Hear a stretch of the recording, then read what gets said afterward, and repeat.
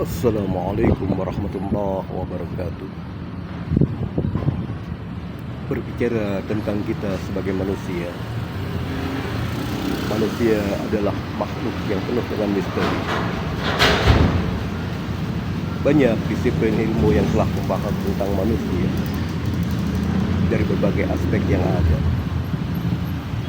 baik ditinjau dari segi ekonomi, sosial, budaya, dan begitu juga psikologi dan lain sebagainya. Namun sampai kini masih saja hal itu terus dilakukan oleh para ilmuwan untuk mengetahui siapa sebenarnya kita sebagai manusia. Dalam Al-Quran secara jelas Allah Subhanahu wa Ta'ala berfirman,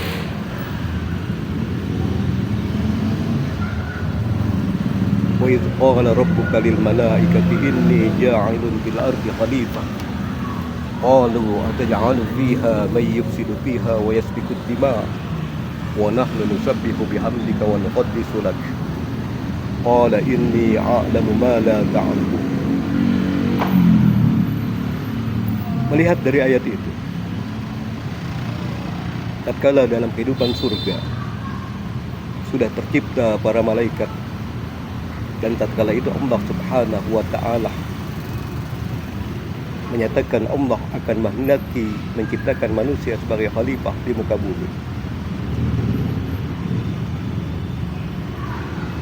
Akan tetapi melihat ayat itu, seakan-akan ada penyanggahan dari para malaikat tatkala Allah menyatakan dirinya akan membuat manusia sebagai khalifah di muka bumi.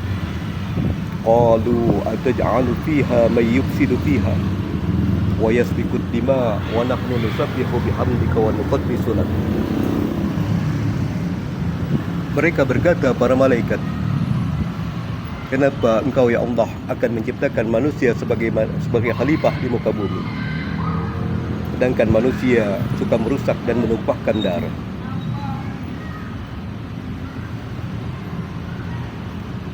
Ayat ini adalah merupakan ayat yang bersifat mutasabih, artinya ayat yang sama. Sebagian para ulama tafsir mengatakan dalam menafsirkan ayat ini dikembalikan sepenuhnya kepada Allah Subhanahu wa Ta'ala. Wallahu a'lamu bis-shawab. Allah yang maha mengetahui dengan semuanya itu. Akan tetapi secara jelas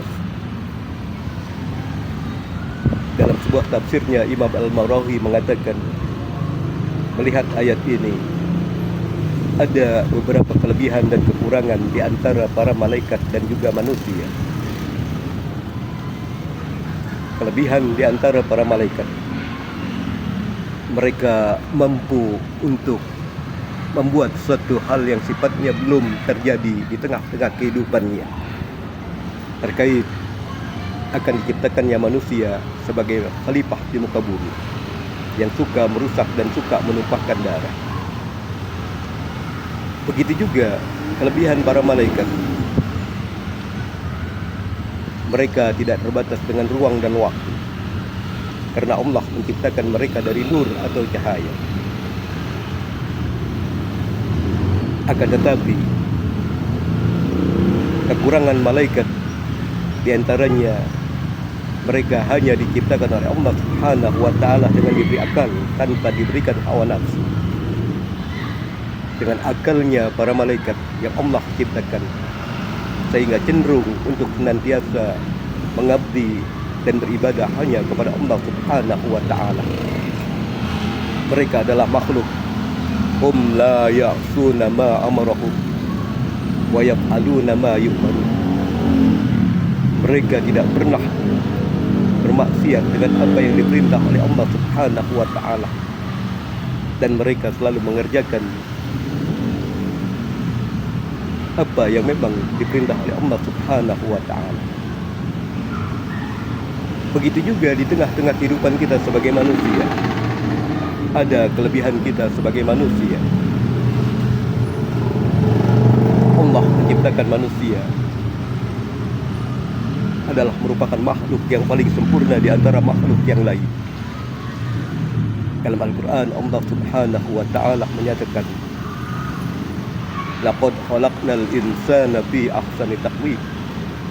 Sungguh kami telah menciptakan manusia dalam bentuk yang paling sempurna. Hanya kita sebagai manusia diberi akal, kemudian juga diberi takwat oleh Allah Subhanahu wa ta'ala, yang tidak diberi oleh Allah kepada makhluk-makhluk yang lain. Akan tetapi kekurangan kita sebagai manusia, kita terbatas dengan ruang dan waktu. Dengan jasad yang kita miliki, yang Allah telah ciptakan kita dari tanah. Dan begitu juga dalam kehidupan kita di dunia, sebatas waktu yang sudah Allah tentukan, yakni berakhirnya ajal kita dalam kehidupan di dunia.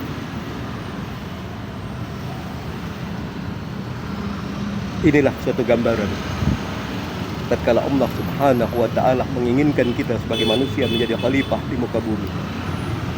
Artinya kita yang berhak memakmurkan bumi ini, kita yang berhak menjaga bumi ini, kita yang berhak membuat bumi ini dalam keadaan selaras dengan kehidupan kita sebagai manusia. Makanya tatkala banyak hal-hal yang sifatnya musibah, bencana di tengah-tengah kehidupan dunia ini, itu tidak lain karena akibat yang diperbuat oleh manusia dalam kaitannya yang mereka tidak lagi dalam keadaan berkompromi dengan alam yang ada di sekitarnya.